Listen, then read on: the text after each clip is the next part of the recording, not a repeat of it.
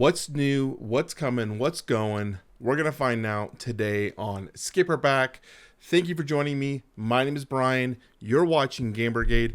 And today on the show, like I said, we're going to be talking about the things that are leaving crowdfunding and the things that are actually kind of new this week. We're going to be changing Skipper Back. Normally we talk about things that are leaving, and I'm kind of talking about what I'm interested in. But I also want to talk about the new campaigns. I think this is how I kind of envision this series going. So without further ado, let's go ahead and hit the first game, which is Street Masters, the Champion Edition, and this is from Steam Forge Games. Now, as of the time of this recording, this has 63 hours left to go. Street Masters is a card-driven, hex-based movement battler where you are going to be basically playing one of the different types of champions of the game. There's a whole bunch of them. We'll talk about that in a second. And you are going to be attempting to defeat the main boss enemy, and that boss enemy is also going to be having minions, groupies who are going to be trying to defeat you, as the boss is trying to either defeat you and knock you out or attempt to achieve whatever mission goal that they're trying to do. And so you are going to be playing cards to deal combat damage and rolling dice and collecting different types of defense tokens. It's an interesting combat-driven mechanic. Now, this campaign is introducing a new expansion, which is I believe the Lament of the Moon. I believe that's the one that we're looking here. If we scroll up here, it's just kind of like the Championship Edition, but they are basically introducing this complete collection for you to take a look at it. And you can see that if you get the all-in, you have 290 minis. This picture actually for me is almost like a turnoff because it's so much plastic. Like, this is so much stuff. Now, Steam Forge Games does claim that this is a plug and play modular type game where you can pick this type of hero versus this villain in this different location. So you can kind of get a lot of different flavors of gameplay from this, in the sense where you don't have to progress through a narratively driven scenario missions where you're going to be kind of gatekeeped in terms of what you're going to experience. So that is a positive. That does allow for more gameplay opportunities. A lot of the games that I have the most gameplay from are those modular plug and play experiences. But this one is it's a lot of content. So if we go down here to the pledge levels, we can get a better idea. They do have a pretty good explanation, which I appreciate. $69. This gets you basically the minimalist expansion version to get the game going at a good level. And it even has this little information eye here. This pledge is for you if you're looking for a streamlined entry point. I like that. I like the forwardness in this, and it tells you that you'll be getting a standalone plus an expansion, the Tide of the Dragon Rumble pack, and the new characters pack in a single big box. Cool. Then you've got the new Challenger pledge. This says this pledge is for you if you want the core experience. Like, what is the core ideal kind of version. I like that. They give you an idea of the expansions that'll be including within one box. And then you have the Veteran Fighter pledge. This pledge is if you already own everything Street Masters and you only want what is new from this campaign, which was that expansion I was talking about, the new gameplay expansion, the Lament of the Blood Moon expansion, plus any of the unlocked stretch goals from this campaign. And then that's for $49. That's just if you already own the game, you want the new stuff only. But they have the Global Gladiator Pledge coming in at $357 before shipping, and this gets you everything. This is what is intimidating of all the games. But you can see here, it's going to basically be Rise of all this stuff. All this is in a core box, and then you got all this in a big box. You got all this in a big box, and you got this by itself too. That's a lot of boxes, guys. It's a lot of content, a lot of boxes. So you have to ask yourself, if you're looking for this one, does the combat mechanics and system play to what I want to do? Is it interesting? And am I going to be able to get this much use out of this system? Yes, I do think this is a good value if you're going to get everything, but I don't necessarily think you need everything. So always make sure you check yourself and ask, do I need it? Because the real answer is most likely not. You don't necessarily really need all this stuff. You can probably get away without it. They also have down here broken down for optional buys. If you'd like to just pick things up optionally, they have this broken down here for you as well. And then they have the unlocked stretch goals, kind of talking about everything that they have unlocked and what characters you can see that are Kickstarter exclusive that are going to be available. The other thing we always want to recommend when we're talking about these things is checking out the shipping costs down here. So for the United States, we are looking at 20 pounds. Make sure you understand that the conversion rate here is in the pounds. If you're looking for that big box, the Global Gladiator, you're looking at 58 pounds. So I honestly don't want to guess what the pound conversion rate is right now. The last time I checked, it was like 1.5, but so this is an expensive shipping cost that we're going to be kind of looking at here. So be aware of that. Now they have for backers in the UK and EU, VAT will be charged in the pledge manager. So make sure you are aware of that. So if you are a VAT restricted country or someone who has that, VAT will be an additional expense. The next game we're going to be taking a look here as Trailblazers of the Arizona Trail. Now, this is a kind of a second telling. Mariposa Games made another game, basically the same kind of mechanics here. You have Trailblazers, the John Muir Trail, but this is a different trail that we're going to be going on that is based out of Arizona. Now, this game looks cute. It looks pretty good. It's a little bit of a worker placement game here. With Polyomino set collection. So you can see here you got your player board, and you can see that this is kind of most likely, I'm assuming it's going to be some sort of dual layer player board. I'm assuming it's going to be, and you're going to be placing different animals into your Polyomino, trying to fill this up, collecting different types of items or rewards as you go along. You also are going to have these vistas that you're going to try to accomplish and get based on the game. So here are those polyominoes we were talking about. So these are the flora ones. I know I saw animal ones as well. Here you go, the fauna polyominoes. So it looks cute. I'm not a polyomino player. People know that in my player group. It's not something that drives me, so I can't give you much of my personal take on this. I do think this one will be popular with a lot of people. I think this is one that looks good for a majority of gamers out there who would enjoy this kind of resource gathering, polyomino building, adventure game where you're gonna kind of go towards those real life world locations. Just not something that I'm technically down with. I had watched a few videos on this, and it does look like there's some interesting thinky moments that come up in this game, which is always a positive for me. Whenever you have a game that gives you a kind of a different way to approach the game and give yourself some additional options, I like that. So yeah, that's this one here, Trailblazers of the Trail. Let's take a look though real quick at the pledge levels. We didn't talk about that. So click down here on rewards. They've got their standard retail edition at $49. And then they got the deluxe edition at $70. I bet you most people are going for the deluxe edition. Let's take a look here. We got to click on this thing now. They changed the way they do this. It drives me nuts. So you have 55 backers looking here at the standard version, and you have basically 1,200 backers looking at the deluxe version. It's usually where you're going to go if you're looking for this game. Most likely the deluxe edition is the one to go with. Otherwise, I'd probably just wait for retail. Okay, so the next one is we're going to go to Steam Powered. We're going to switch over here. Okay, so Steam Powered. This is the Martin Wallace game. Obviously, you can say here, I was like, I want to make sure I say it's Martin Wallace. It's literally right here in the beginning. This is a train game. I have not played many train games in my life, so I will do my best to explain this game well. In this game, you are going to be doing several actions. One of them is going to be placing down different types of train routes. As you're placing these routes, you're trying to make the best kind of network or system within these different resource production pad things. So you can kind of get an idea. The network building is going to be a massive thing here. And then you have your resource production where you can like build different types of factories and things to collect resources to eventually get points to win the game. These games are usually pretty good. I think Martin Wallace has always made very interesting, thinky, crunchy games.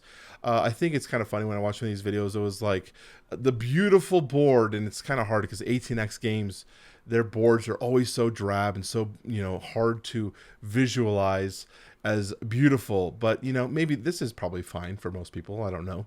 It's definitely not beautiful for me, but what can you say? that's Steam powered. Let's take a look here at what the stretch goal, oh, not the stretch goals, the rewards we're looking at costing.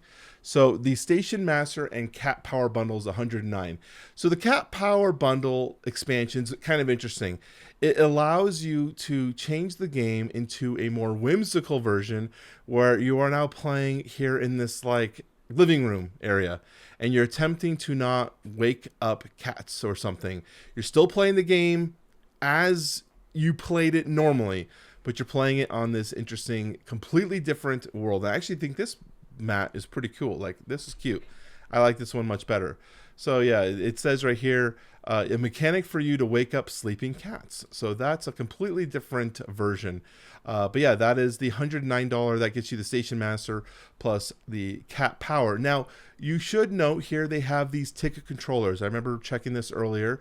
The most important thing to know, if you're going to be getting one of these retailish versions, these do not include any stretch goals. So if that is something that provides a value for you, these are definitely not the pledges you're going to be looking at, because most of these that we're kind of listing that way does not include the stretch goals. So just be aware of that. So you can see here, when you click on it, it will say if it includes it. So if we go right here, it should say include. See, it doesn't even say here. Normally it should say it doesn't include stretch goals. So we should be good on something like this one.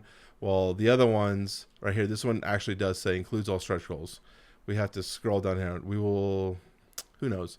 You can see it here, including all stretch goals. It's right there. That lets you know, verifies that yes, the pledge level that I'm securing here does include stretch goals.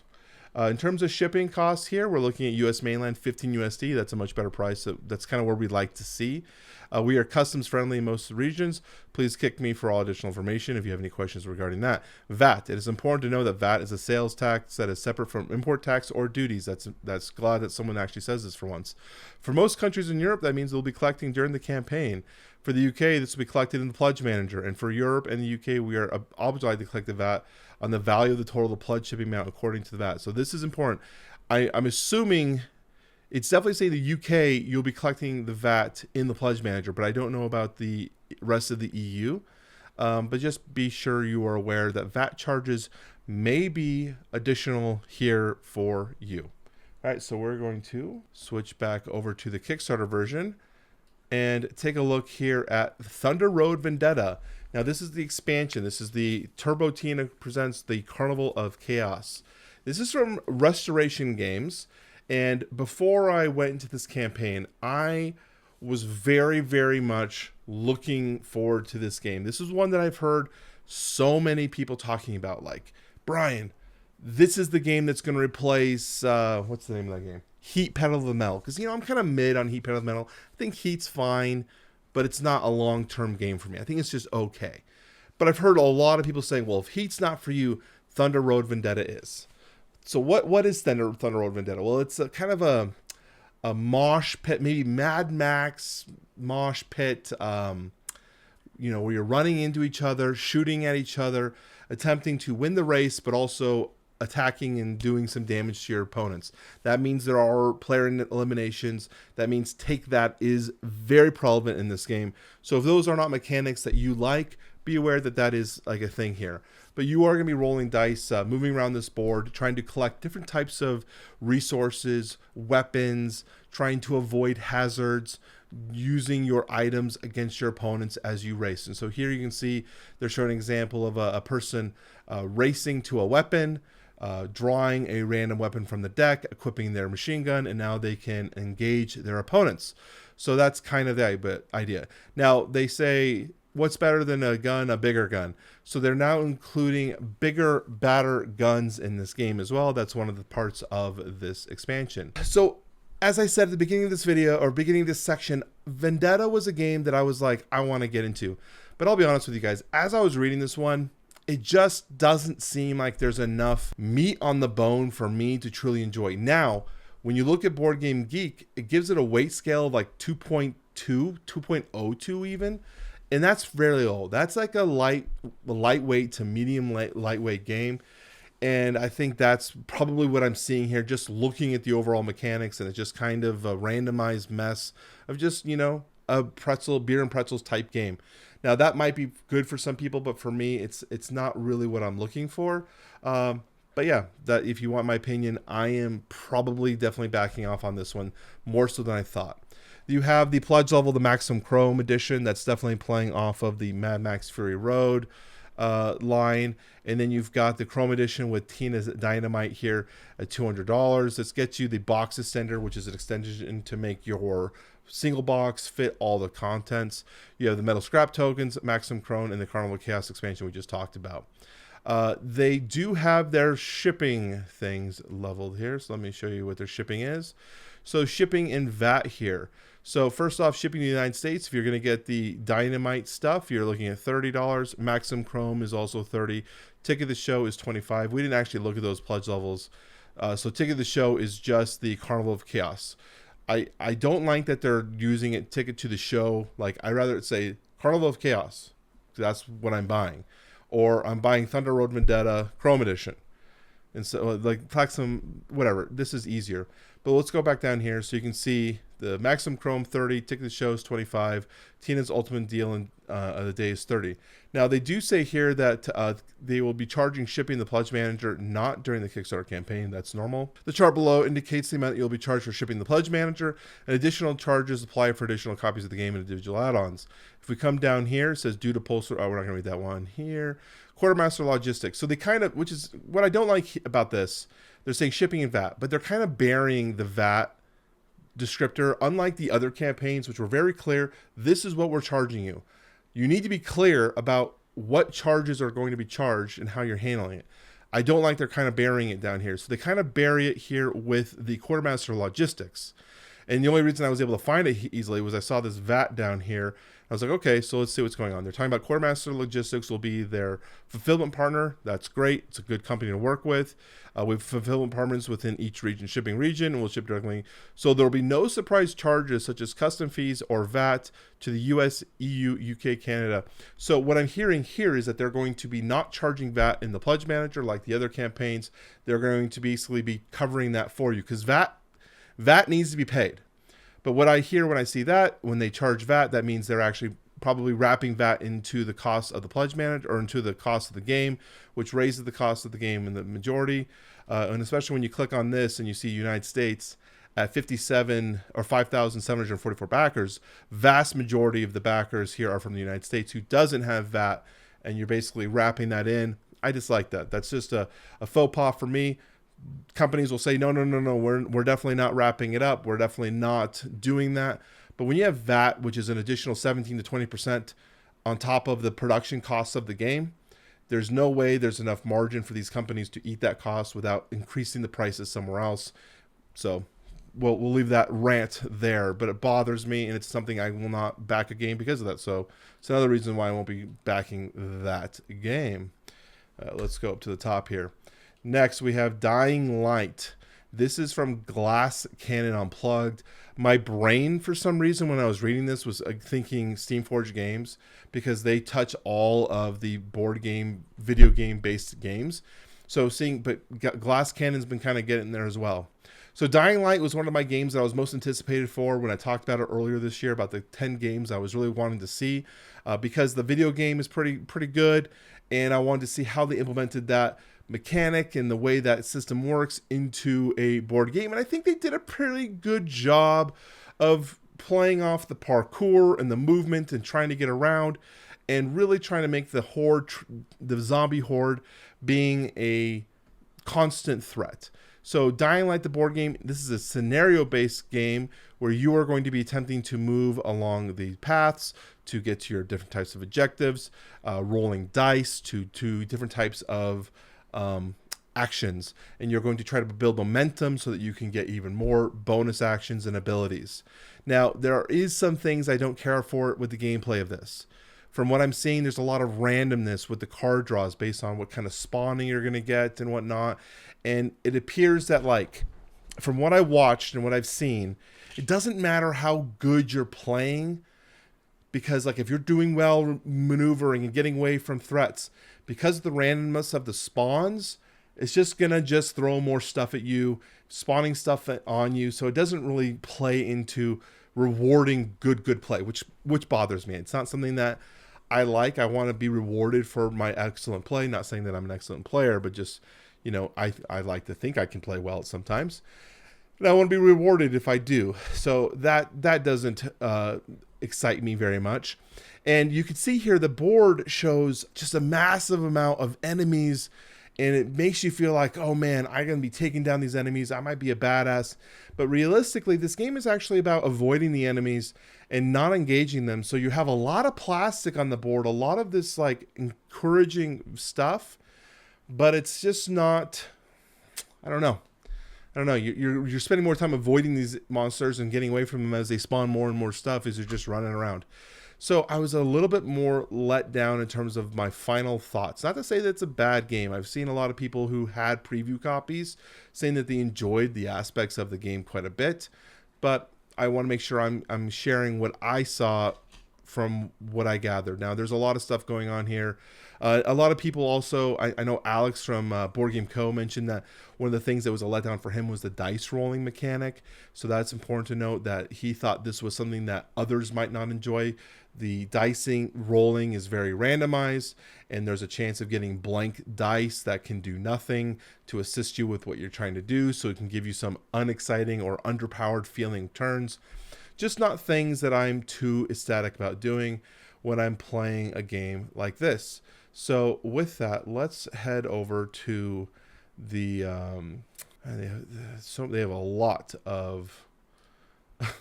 of sections here to choose from on the side. So they have choose your pledge. They have the standard pledge, 60 euros. They're claiming it's supposed to be MSRP of 85.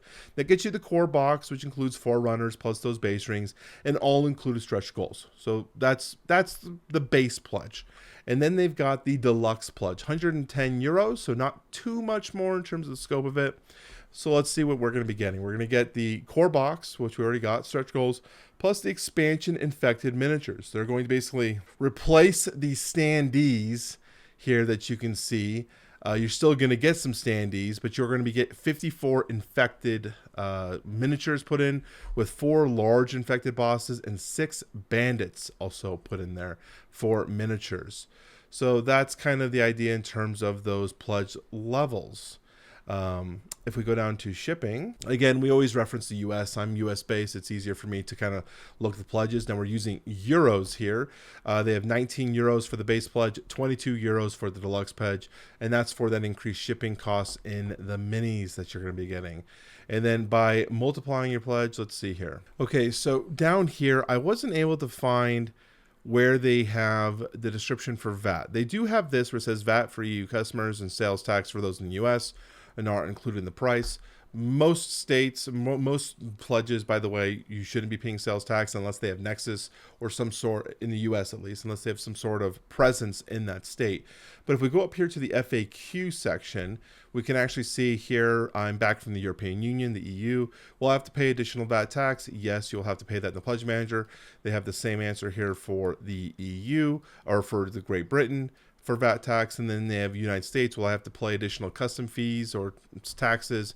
They're saying depending on your state. Most likely there's no sales tax there for US backers, but I don't know what Nexus or whatever Glass Cannon Unplugged has within each state, within the states. So yeah, this one, I've already kind of said my piece in terms of what I thought. It looks good. There's a lot of things going on. There's a lot of scenarios going on here. It's not quite the game that I was hoping for personally, but I could definitely see people liking this, and I definitely would play this if someone brought it to the game night. I would I'd love to play this game, but I don't think it's one that I'm willing to invest in right now, especially at $100 and some dollars, for those miniatures. And I don't even know if you need the miniatures. Maybe the $60 one, which is not a bad price, for this game. Maybe this is the one to go with. Again, if we go here to the rewards section and take a look at what are people actually backing, we have 661 backers are buying that standard pledge. That technically might be the better one to go with. But here we have 3,544 backers all in on that deluxe pledge. And it just seems to be, what people like to do. So let's go on here to Cascadia. This is the Rolling Hills and Rolling Rivers, basically the roll and write game for the Cascadia line. And this is from AEG and Flat Out Games. This is kind of that collaboration game. And again, current biases out there. I'm not a big roll and write guy. But I did like Cascadia when I played it. It was cute. It was whimsical, in terms of, I like the theme. I like the nature. I like the art. It was all a fun little game. This one is pretty much similar. Effectively, what you're going to be doing is you're going to be rolling. I'm trying to see if they have any dice here. You're going to be rolling these dice. Whatever icons show on the top, you're going to select which one you want to take. There is also a power die that can change some, abilities and whatnot. And you're going to fill out your sheet here with what animals you did take, eventually trying to meet the goals of these cards that are in front of you. So you're trying to get, 3 salmon, an eagle, and 2 foxes. If you get that and this card's on the board, you can collect it. And sometimes they might even have rewards for completions of those and getting some different things. And eventually you're trying to fill out your environment sheets to be the winner. It's a very similar game to Cascadia, and I like that they're doing a little bit of a different take with the rolling of the dice. Definitely very family weight game, and the pricing isn't too bad. So if we go here to the pledge levels, actually I think this reward tab's not been too bad lately. For the print and play options, you can print and play for $10, totally fine. If you're looking to do something like that. Or they have the Cascadia version, which with those promos as well, for $20. Now, there's 2 different versions of the game, but they're effectively kind of the same game, just changing the demographic of what to expect in the world. So like more plains and rolling hills and lava fields here with rolling hills, and Cascadia with more rivers and mountainous terrain. And you can actually combine both games together if you want to just include a big Cascadia roll and write game. And they have that option for $35, where you save that $5 because otherwise it's $20 each. You save that $5 by wrapping it together. So we do also have some shipping costs here. I believe they weren't too bad when I was looking at these. Actual cost, lower continuous, $9 per copy. If you're going to be doing some bonus stuff, they have $20. Like if they're getting some other shit in the pledge manager or whatnot, you can take a look at that. So we have Floe. This one is my pick of the week. Floe is probably the most interesting game I've seen out of every game I've looked at that's other than the last one we're going to look at, which is also pretty fun. But Floe is like my kind of game where it's like got so many different mechanics and things happening that it just really gives you an invigorating feel of things to do. Kind of reminded me of Dwellings of Vale in the sense that there's so many little things I enjoy doing that it's just a lot of fun to play. You've got a worker placement game going on. You have a tableau building game going on. You have an adventure game going on with this main board here. You even have a mini boss battling game going on. You've got item collection, using of different types of powers and abilities. So it's got a lot of stuff happening, and I think it looks really good too. Now, Pika Games, this is first created, so you're like, what's Pika Games? Well, they're actually in collaboration with Fantasia Games, which made one of my top 10 games of the last year with Endless Winter. So I already have a good confidence in the company with who they're being supported by and the development cycle with. Yeah, this game looks really, really, really good. If we come over here to the rewards section, you can see for $65, about $71, you can get the Floe plus the little stretch goal expansion they're doing, the Life Along Floe. And then they have the Adventure Pledge. This is the deluxe edition. So this is going to get you all of the, bigger box and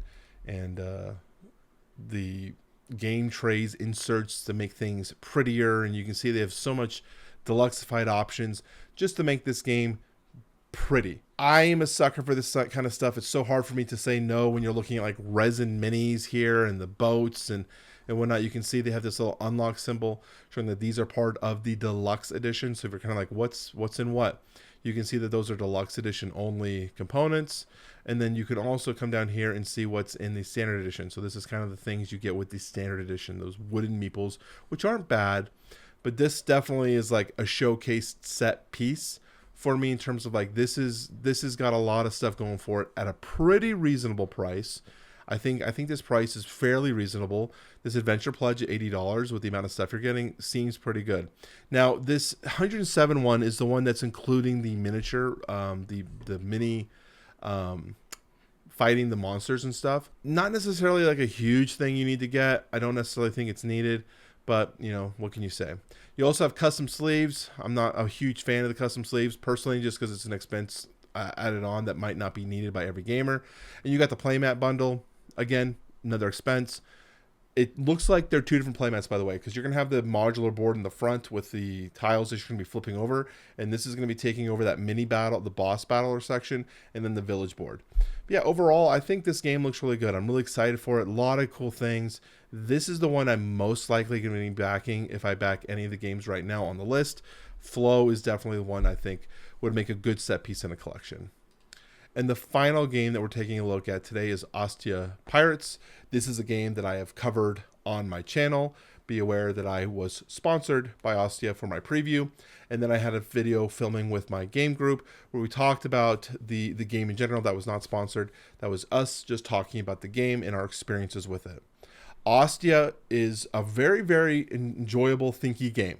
There are parts of the game that are kind of less exciting, and we can talk about that here in a second. Let me scroll down and see if they have any good versions of this game, the way it kind of works.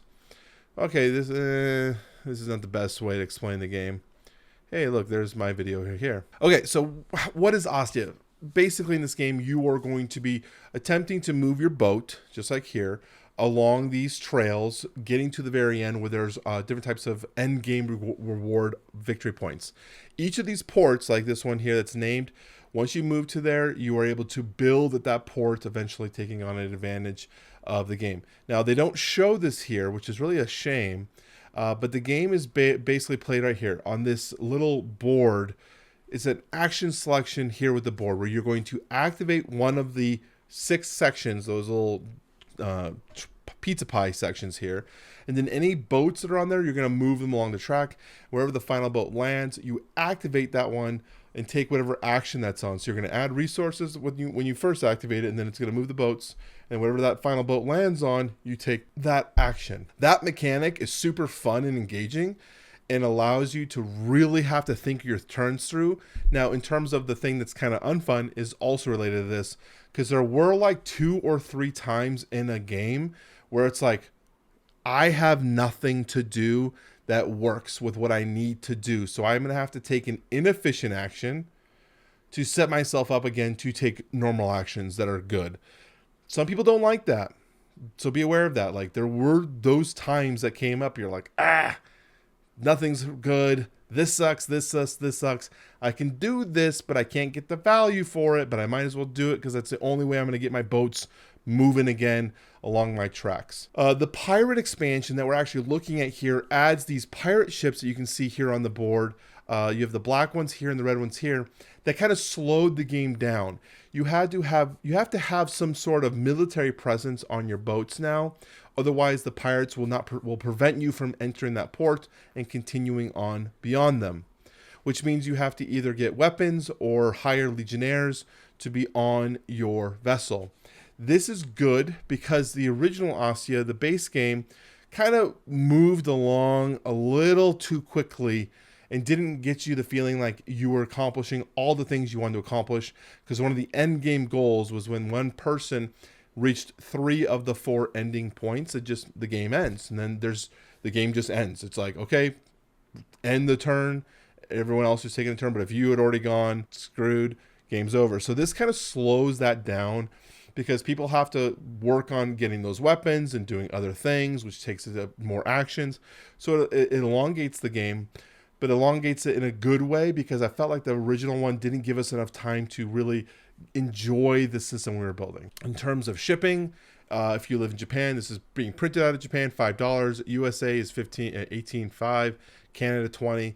They are not shipping worldwide. This is something that a lot of people have been, upset about. You can see here they list reasons why. You can read that on your own if you'd like. So that's the rough of it.